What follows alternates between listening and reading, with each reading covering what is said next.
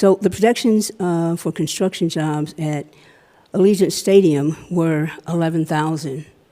And I remember us talking about shiny new objects, I think it was with Faraday. But the project only produced 900 construction jobs in each year of construction, so 2,700 jobs.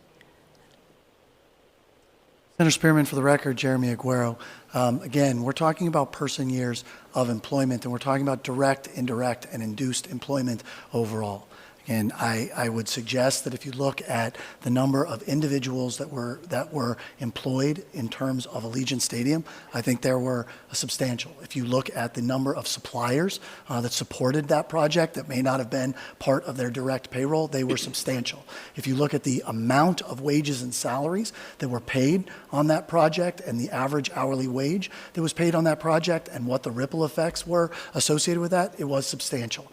I know that there's been questions relative to the total number of employees and those type of things. Again, it's very difficult to measure those indirect and those induced impacts because there's no way for me to understand how many doctors or folks that are working at restaurants or grocery stores that have a job as a result of someone's secondary spending as a result of they got a paycheck. The way that the construction estimates are generated is based on the total amount of payroll that is associated with the project and what our average wage is in the community. And I would suggest both of those support both Allegiant Stadium and this project will have a very significant impact on our construction workforce.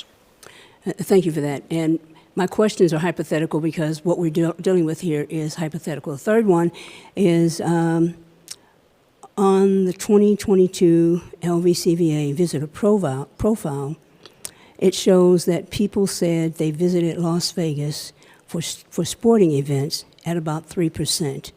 And let me pull that up because there were other things, I think it's like 44%, for visiting relatives and friends, 12%, gambling, 6%, social event, 6%, corporate meetings, 5%, sporting events, 3%, passing through, 3%, other business, 3%. And so to the point that my colleague from Senate District 11 was making, if this was just last year on LVCVA's profile, 3% of the people said they visited, most of the people, 3% of them said they visited to attend a sporting event. Now please understand, as we're flushing this out, because the people that we represent don't expect us to come here and rubber stamp. And so we have to have answers to this because right now the only thing we're talking about are what ifs or assumptions. Granted, there may be some type of actuarial table that was constructed to get to this, but we're talking about the reality now. So please talk to me about how we get to stadium attendance, 2.6 million, average annual using per event estimates. And again, estimates, unless it changed in the last couple of days, estimates is another way of saying assumptions.